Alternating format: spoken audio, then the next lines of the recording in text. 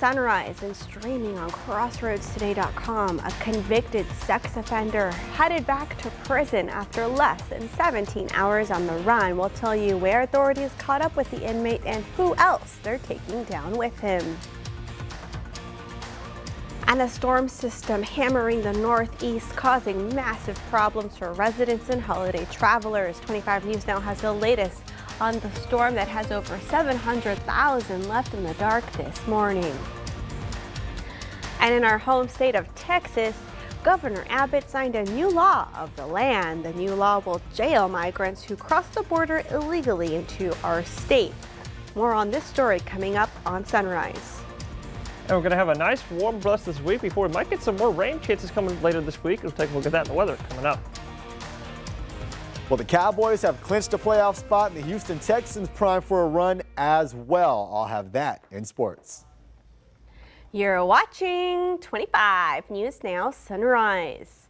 Good morning and thank you for joining us. I'm Carolina Astrain. And I'm Parker Cox. And today it's the 19th day of December 2023. The time is now 6:32 on our Tuesday morning.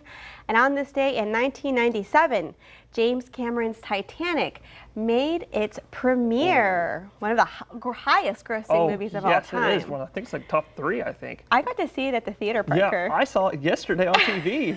So I'm right there with you. Man, I wish I saw it in theater. I bet you it was incredible with the sound. There was an amazing computer game called Titanic Lost in Time. It was so much fun. I can imagine there's lots of games. A great, great movie. I'll just look it up on YouTube and watch someone else play it. It's just a lot of fun. Also very sad. It is sad, yes. Well, Parker, how's it looking out there? Well, Carolina, if you look at that screen right there, look at that beautiful sunrise coming up as that sun's coming up. But also a little bit chilly out there. You might want to grab a jacket if you can go look at that sunrise, because it is, like I said, a little bit cool out there, about 45 degrees out there as we speak, but dew point 38, just a few degrees off. Got a 76% humidity, so it's a little bit humid, but not too bad. Usually it's like 80, 90% out there because we're so close to the coast. But a little bit drier than that, and I don't know what's going on with Beeville's, their instruments over there. That is not right. It can't be 60% while the rest of us are in the 70s and 80%. There's 90% over here in Refugia, but not expecting any fog because usually fog forms at about 95% or higher. That's when the thin fog starts to form. But for the rest of the day, it's going to be a nice day today, starting out in the low to mid 40s. So a little chilly starting out the day, but warming up nicely into the 70s today. And in fact, yesterday we got up to 76. It was a nice warm day today, and we expect that to continue today and tomorrow as well, and for the rest of this week. As we take a look at what's going on here, because it's Christmas, it's almost Christmas time, right? It's December. It's supposed to be cool outside, right? Well, here's what's going on. We've got a high pressure out there, which is going to move back to the Gulf by today. Today's the first day that we're returning back to the southerly flow, which is keeping us in those warmer and more humid conditions. But that high is going to push off northeast back to the east coast, and then we're going to get a weak low that's going to develop right over the Rockies, and that's going to slowly push eastbound into the central Great Plains, and that's going to be our next rainmaker coming our way later this week, especially on Thursday and Friday, and on Saturday and Sunday, Christmas Eve. We might see some showers off the system. It's going to come off the Pacific. It's going to come all the way down here and come right over Mexico and right over the Rockies, and that's going to form our next rainmaker coming our way on Christmas Eve. And we'll take a look at those rain chances and those cool temperatures, not too bad, and more in just a few more moments. Back to you, Carolina. Thank you, Parker. Authorities captured a convicted sex offender who escaped a Brazoria prison over the weekend. Robert Yancey Jr. spent less than 17 hours on the run before authorities caught up with him. Yancey escaped from the Clemens unit in Brazoria. The 39-year-old was serving a life sentence without parole for sexually abusing a child in Victoria County. Yancey is now looking at an additional charge of felony escape this morning. Authorities found him around 8 a.m. yesterday in Matagorda County, about 45 miles southwest of Brazoria County. The Clemens unit he escaped from in Brazoria County sits about 60 miles south of Houston. Yancey's mother, Lenore Priestol, faces charges this morning after authorities accused her of helping her son escape. She's reportedly connected to the white Nissan Versa used to help him break out. Authorities spotted her in that vehicle in Victoria around 6 o'clock Sunday night. Victoria is about 110 miles west of Brazoria. Authorities picked her up on an outstanding warrant connected to her son's escape. And authorities also connected this man, Russell Williams, to Yancey's escape. He now faces a charge of criminal intent to escape. He's currently at the Victoria County Jail, held without bond. And a deadly storm slammed the Northeast with heavy rains and flooding. The day of wet weather caused massive problems for residents and early holiday travelers. The powerful system brought heavy rain, strong winds, and major flooding across the Northeast and New England. Millions of people placed under flood alerts, and power was knocked out for about 775,000 utility customers. At least 2 people died as a result of the storm. Governor Greg Abbott signed a bill permitting state law enforcement to arrest migrants entering the state illegally. The new law also gives judges the power to order them to leave the U.S. Abbott accuses President Biden of deliberate inaction amid record illegal border crossings. The new law is expected to spark legal challenges. And that leads us to your viewer poll. You can scan the QR code right there on your screen to take part. We ask you, should migrants be jailed for crossing the border illegally? Okay, let's take a look. 79% of you say yes, and the rest of you say no. Thank you for taking part in our viewer poll. A Jackson County judge will hear a case today involving 4 former Industrial ISD baseball players. The jury indicted the 4 teammates earlier this year for an assault that happened in April. The court reset the teammates' original hearing for today, so this hearing marks the 2nd time the 4 appear in court. 25 News Now reporter Darius McCormick has followed the legal proceedings since July. Christopher McRory, Cullen Stumfall, Braxton Warren, and Zach Kukler will stand before a judge on December 19th. The 4 teenagers were arrested and charged with engaging in organized crime assault. One student was allegedly assaulted by these 4 on a bus coming from an away game in April. According to Industrial ISD, coaches immediately discussed this incident with administration. However, the victim's family was very unhappy with the district's response. There has been zero accountability, not from a coach, not from an administrator, and I think the $64,000 question is, who ultimately decided on the punishment? We spoke with the victim's civil attorney, Susan Soto, months ago. Susan said the family wants answers from the district. My clients have chosen to pursue all 3 of those avenues regarding the adults involved in and aware of the incident in April. The defense attorney, Brent Dornberg, said the incident was just a little horseplay. Both attorneys did not share how the student was assaulted or what exactly happened on the bus. 25 News Now will have coverage at the Jackson County Courthouse to see what comes from the court hearing. We'll plan to keep you updated on how everything turns out. Marvel star Jonathan Majors now found guilty of misdemeanor assault and harassment. His ex-girlfriend accused Majors of attacking her earlier this year. The actor was set to anchor the next phase of the lucrative Marvel Cinematic Universe franchise. But after the verdict, a source with direct knowledge says Majors was dropped by Marvel Studios. He faces up to a year in jail when he's sentenced February 6th. Remember to subscribe to our YouTube channel, Crossroads Today. Hit the like button and click the notification bell. The time is 6:39 on our Tuesday morning. Here's a look at what's coming up on 25 News Now Sunrise. The Food Bank of the Golden Crescent was busy yesterday distributing food to families in need. Plus, we have what some considered a symbol of America's economy, potentially set to be purchased by a foreign competitor. So coming out after the break, we'll take a look at your fishing forecast, that Owls report, and coming up later on Sunrise, we'll take a look at your travel forecast for the holiday. Well, good morning, Crossroads. If you're all waking up with us this morning, if you're just tuning in, look at a live look out Quare where it looks like these clouds are slowly picking up. So I guess that clear skies are out of the sky, but look at that pretty purple sky as that sun is coming up. Nice purple sky for this sunrise on your Tuesday morning, but a little bit chilly out there this morning. 46 that temperature out there in the Quare area, and I'll put Gonzales up there because that's the closest town to Quare that is in Victoria. But with the dew point of 33 degrees, it got a little bit humid out there, but not too bad. 62% for your day, and it's going to be a nice, beautiful day in the 70s today, just like yesterday and the day before that as well. Make it a great day to go fishing today. Take a look at your fishing forecast here. Get a high tide about 9-10 p.m.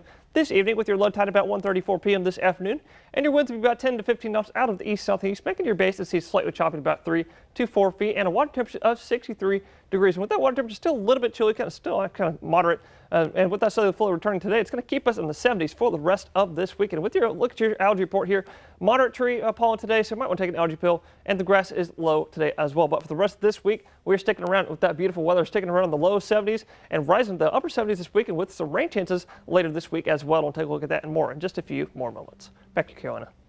Thank you, Parker.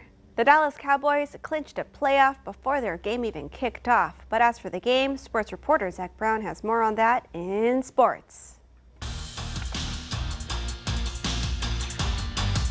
On Sunday, the Dallas Cowboys officially clinched a playoff spot with the Falcons losing about 30 minutes before kickoff. But the Bills, fighting for their playoff spot, played like it. Buffalo absolutely dominated this game in their 31-10 win. Dallas did not score a touchdown until the fourth quarter. Buffalo won the time of possession by almost 10 minutes and also held the Cowboys to under 200 total yards on the day. One reason why the time of possession was owned by Buffalo was because they had 266 rushing yards. And the Texans had no C.J. Stroud, Tank Dell out for the year, no Nico Collins, and that's just to name a few in the game they absolutely needed, fighting for their playoff lives, and they opt to start Houston Cougar legend Case Keenum. But disaster early in the second quarter. Keenum picked off a Tennessee pick six, had him up 13-0 in a game where you had to wonder if Houston would even score 13 in the entire game. But you know who is healthy?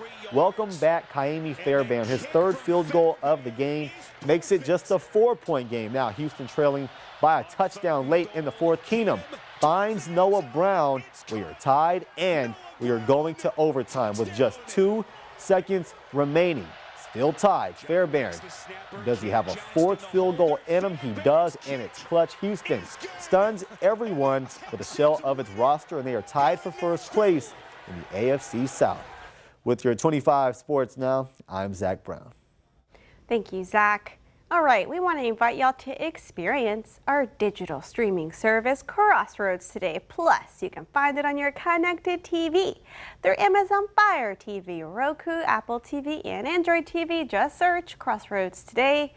Plus, one of America's most storied and iconic companies set to be sold to a foreign competitor, but the deal to sell U.S. Steel now coming under fire, with one U.S. senator calling it outrageous. This morning, growing backlash after U.S. Steel announced a nearly $15 billion deal to be acquired by a Japanese firm, Nippon Steel. While the company will stay headquartered in Pittsburgh, it would mark the end of an era for the 122-year-old American institution started by J.P. Morgan and Andrew Carnegie that forged the nation's industrialization in the early 1900s. I feel like a age-old company that was here is now gone. Even though they're going to retain the name, it is no longer owned domestically. Union leaders are blasting the takeover deal, claiming it violates their agreement with the company. Critics are also raising national security concerns. I've always maintained that steel is security, national security, and the fact that now they're claiming that they're going to sell this to a foreign company, it's outrageous. U.S. Steel's CEO addressing those concerns, saying this is going to increase competition here in the United States with a great ally to the United States. We do not see that as a high-level risk factor. We'd say low level of risk. The deal could also help counter the dominance of China, which now controls about 54% of global steel production. Nippon says it's committed to honoring U.S. Steel's existing union contracts, but critics not satisfied. The fact that they didn't even talk to the union and mention this, or they didn't run it past our office, even just as like a heads up, by the way. I mean, this is a huge thing. Andrew Dimbert, ABC News, New York. Shareholders still need to vote on the deal. Then regulators are expected to heavily scrutinize the details. The Food Bank of the Golden Crescent was busy yesterday distributing food to families in need. The bank works with people to make the process as easy as possible. Yesterday they held a drive-through pickup at the Victoria Community Center. With Christmas a week away, the demand is great. Brought for about 310 families. I say we're about 290 right now. Things are tough, but people are still coming through.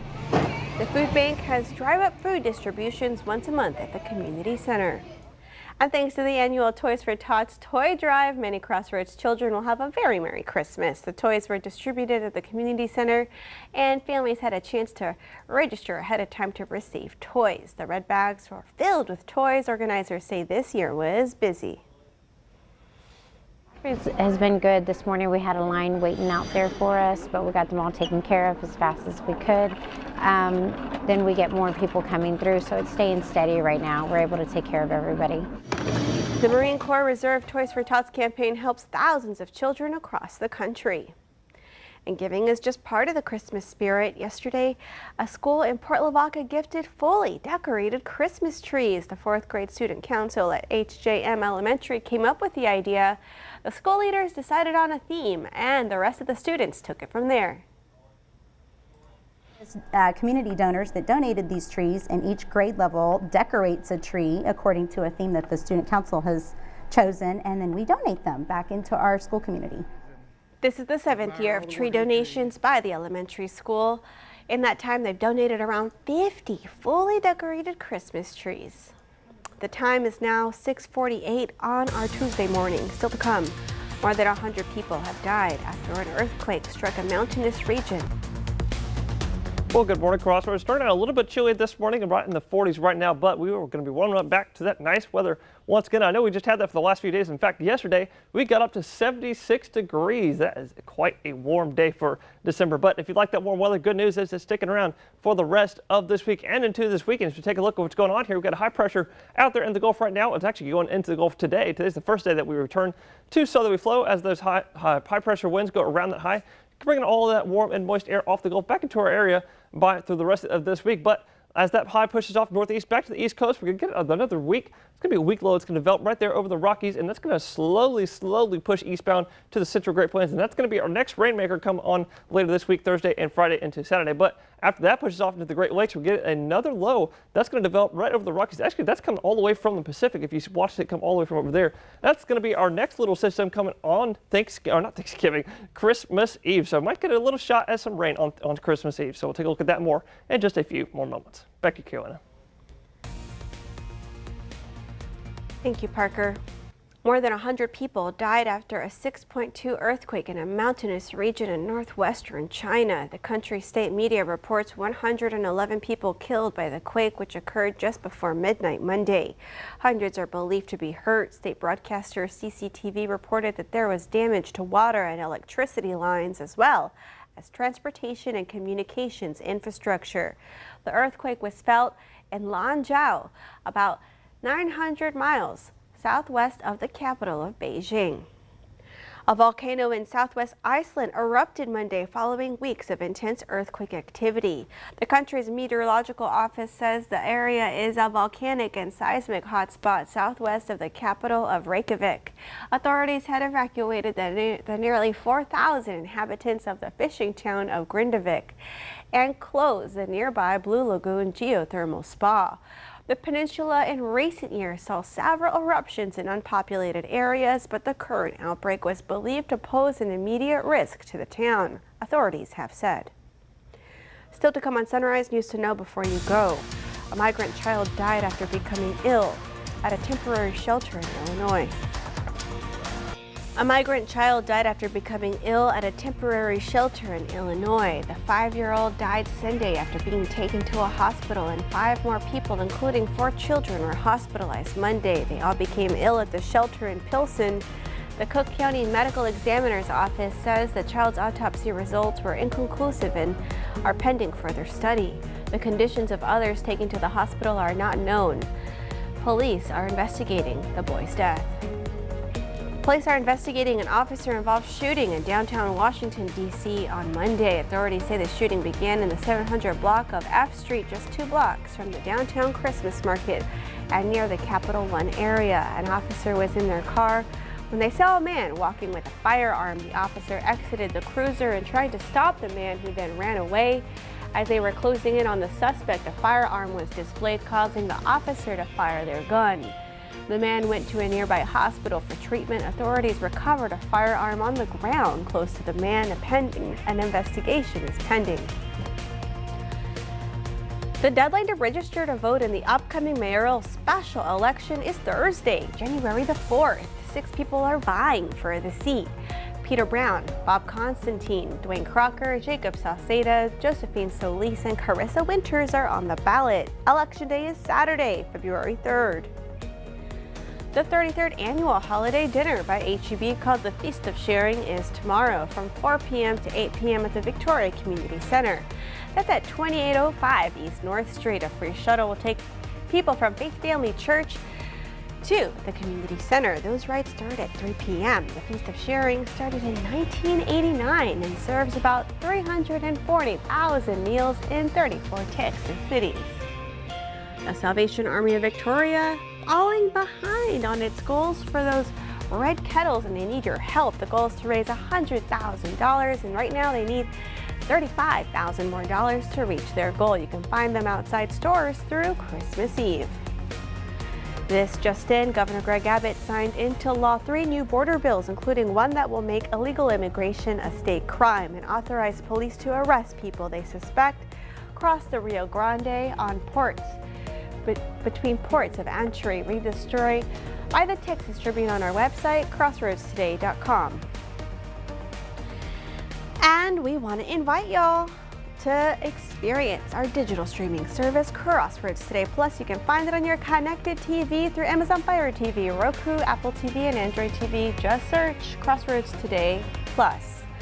All right, now let's take a look at our forecast with Parker. Parker, looks like I'm going to be biking outside the next couple of days. Oh yeah, we're gonna have some beautiful weather out there the next few days. But look at that beautiful sunrise out there, Carolina. Look at that as that sun is coming up. In fact, I kind of want to stick it up there. I wish I didn't press the button because look at that. It's so pretty. But starting out the day a little bit chilly out there, folks. About 44 starting out your day, but it's gonna be a nice warm day. It's heating up back into the 70s today. In fact, yesterday we got up to 76. It was a nice warm day.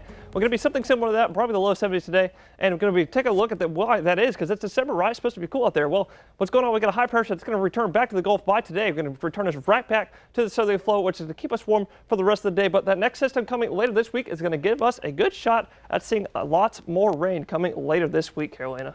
We probably need some of that precipitation. Yeah, even some on Christmas Eve as well. All right, well, Parker, thank you for the forecast, and thank y'all for joining us. Have a wonderful Tuesday. Remember to join us tonight on 25 News Now at 5, 6, and 10.